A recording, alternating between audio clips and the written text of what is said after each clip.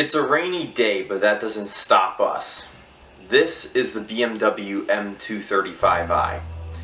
It is a car that feels more in line with the classic BMW than anything else they make today. Originally coming with 320 horsepower and weighing 3,500 pounds. But this car has been bumped up to 450 horsepower with Hawk DTC 60 brake pads and Michelin Pilot Sport 4S tires to keep the power in check.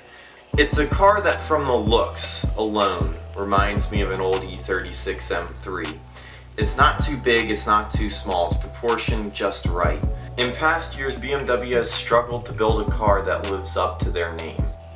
But the question still remains of if this is a return of the ultimate driving machine. I guess the only way to find out is to get the car on track and see.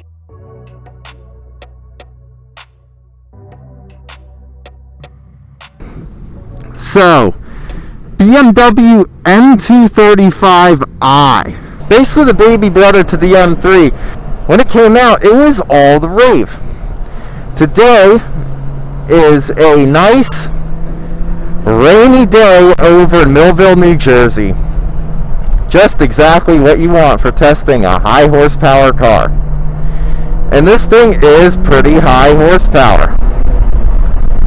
So it has high-speed downpipe tune, intercooler, all the stuff, all the goodies. It basically makes as much power as an M2. And it really shows. It is kind of a monster under power. The suspension stock. Right now I have it set up in the normal mode because it is downpouring like crazy. First thing I noticed, brake pedal, it's a little bit spongy. A little bit spongier than I like. BMWs, although they have good brakes, do not make a pedal that feels good. The car stops. This car is on DTC 60 pads from Hawk, and it slows down. But it's that initial pressure, that initial feeling. I'm just looking for something that's a little bit more. The suspension is classic BMW. It really feels like more of a classic M car. Your M3 and the M4 and the M5, they're big. They're really, really massive machines. Whereas this is a lot smaller. It's more nimble, it feels. And I think it looks really good compared to all the others.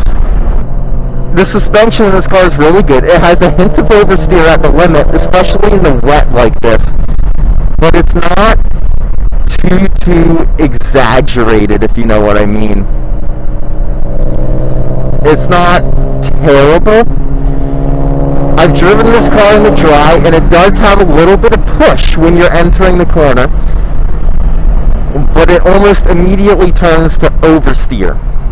I think it's pretty enjoyable. It's not too much. It's perfectly controllable because the car's suspensions, it's well done. It's a well done suspension setup. We're on a Michelin Pilot Sport 4S, which is a great tire in the rain. And the suspension seems to handle it very well.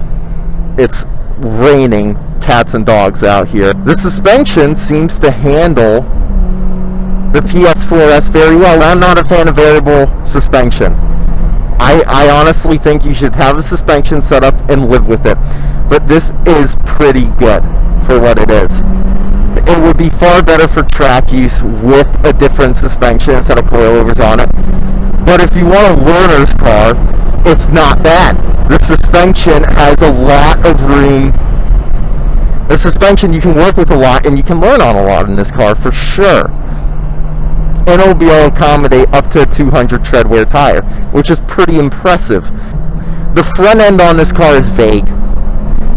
The steering is not, you don't get a lot of feedback through the wheel. You really do not. But it is direct and it is precise. A dry line starting to form. Still very wet in the braking zones. It's a lot of power for this package. Mainly for the suspension package in this car. With all those tie speed upgrades, it's trying its hardest to get the power to the ground, but it's not the most successful at. As you can see, the suspension, it shimmies a bit under all that power. It's also partially because of the tires. PS4S is a great compound, but it can only do so much. It responds very nicely to trail braking. Trail braking is key to getting lap time out of this car. It doesn't react harshly to it. It's very stable. Get that front end to bite, turn it in with the brake. It's a really easy car to throttle steer or steer with the pedals. It's nice that way. That's something BMW just does really well. It needs an LSD. That's something it definitely needs. It needs a differential. The M235i is without a doubt one of the best cars BMW offers today. It hides its weight very well and punches above its weight class.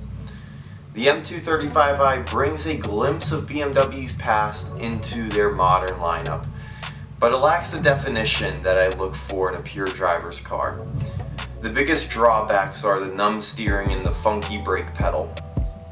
Driving it fast is like an amputee riding a skateboard. It is doable, but it takes getting used to. But all in all, the 2 Series is a solid starting point.